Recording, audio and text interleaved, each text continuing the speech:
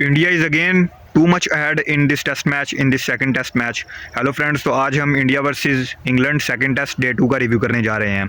तो अगर शुरू से डे 2 की बात की जाए तो India were 336 for 6 at the end of day 1, और वहाँ से स्टार्ट किया था इंडिया ने, जो वो स्टार्ट एक तरह से बिल्कुल पॉजिटिव वे में मिल चुका था उनको।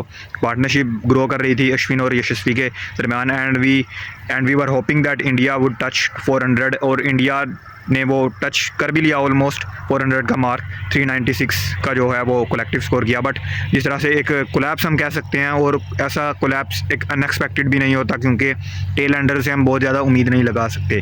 और जिस तरह के इंडियन टीम के टेल एंडर्स हैं वहाँ पर बहुत ज़्यादा बैटिंग हेल्प नहीं हमें देखने को मिलती। तो बहरहाल टोटल एक बहुत अच्छा था इंडिया ने जो सेट किया था 396 का, और इंडिया के पास एक बहुत अपॉर्चुनिटी थी बहुत बड़ी इस मैच में पकड़ बनाने के लिए, और ऐसा ही बॉलर्स ने भी प्रिवेल किया। और जिस तरह से बॉलर्स ने डिलीवर किया एट राइट टाइम, मतलब चाहे वो बुमराह की बात कर लो, बुमराह की तो आउटस्टैंडिंग परफॉर्मेंस थी क्योंकि उन्होंने 6 आउट किए। और आप कह सकते हो कि ये बिल्कुल कॉन्ट्राडिक्टरी कंडीशंस थी बुमराह की, क्योंकि वहाँ पर बहुत ज़्यादा सीम भी नहीं, हमें सीम मूवमेंट भी नहीं देखने को मिलता, और जो पिच में से भी हमें बहुत ज़्यादा उछाल या फिर स्विंग देखने को नहीं मिलता। इंडियन कंडीशंस की बात कर रहा हूँ मैं। और फिर भी स्टिल जिस तरह से उन्होंने अपने स्किल सेट को शो किया, एंड ये दिखाया कि why he is one of the best in the world. चाहे कोई भी फॉर्मेट हो, Bumrah is really amazing, he is a gun bowler, और उन्होंने अपनी वर्थ को शो भी किया। एंड देन अगर उनके बाद अगर बात की जाए कुलदीप यादव की, जो जिनका एक रिटर्न हुआ था रविंद्र जडेजा की जगह, और मैं सीरीज़ के शुरू होने से पहले भी ये बात कर रहा था कि कुलदीप यादव का इस टीम में होना बहुत ज़रूरी है। चाहे वहाँ पर फर्स्ट मैच में उनकी जगह नहीं बनती थी क्योंकि अक्षर की जगह उनकी जगह बननी थी ऑब्वियसली, बट अक्षर ने भी थ्रू आउट द जो उनको मौके मिले थे इंडिया में खेलने के लिए, उन्होंने बहुत अच्छी परफॉर्मेंस दी थी with bat and also with ball. तो उनकी जगह उनको आप नहीं, मतलब शायद वहाँ पर अक्षर ही को खेलना चाहिए था फर्स्ट मैच में, मैनेजमेंट ने ये समझा।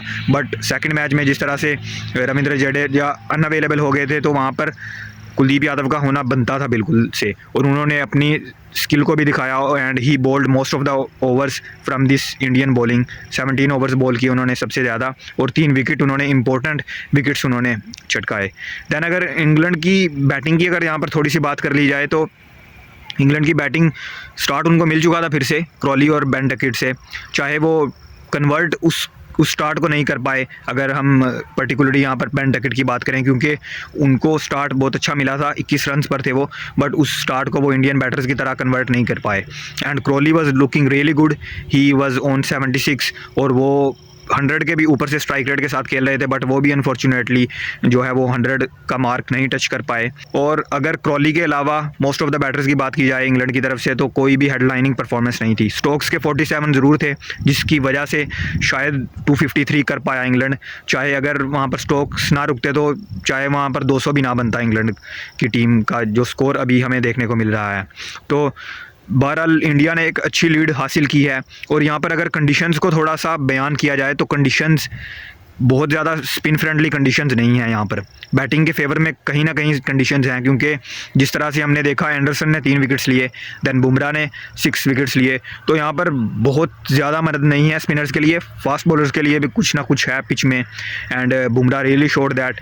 और जिस तरह से यशस्वी जायसवाल अपने फुटवर्क को यूज़ करके पिच को उन्होंने मतलब जान लिया था एक तरह से कि बहुत ज़्यादा टर्न नहीं है, और आप फुटवर्क तभी फियरलेसली यूज़ कर पाते हो जब बहुत ज़्यादा टर्न ना हो, क्योंकि अगर टर्न हो पिच में तो कभी भी हिम्मत अगले बैटर की नहीं पड़ती कि वो फुटवर्क को बहुत ज़्यादा यूज़ करे।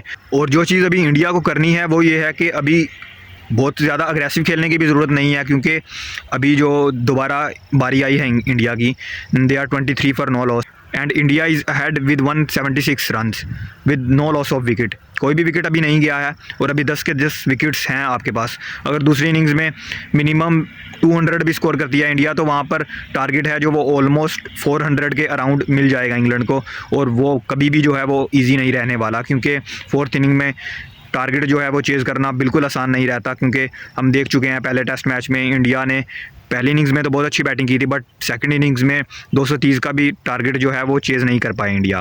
तो अभी तक तो इंडिया के हाथ में है चीज़ें, एंड वील होप दैट कि वो उस चीज़ को कंटिन्यू कर सकें। और अभी जो प्रेशर भी नहीं है, अभी जो एक अपॉर्चुनिटी है प्लेयर्स के लिए, आउट फॉर्म प्लेयर्स हम कह सकते हैं, चाहे वो अय्यर हों या फिर कैप्टन रोहित शर्मा हों, and more specially Shubman Gill के लिए अपॉर्चुनिटी है, क्योंकि प्रेशर बिल्कुल नहीं है अभी बैटिंग पे, और अपनी जो फॉर्म को है वो रीगेन करें और इस मौके का फ़ायदा उठाते हुए इंडिया को पूरी तरह से एक वन साइडेड मैच जिता कर दें।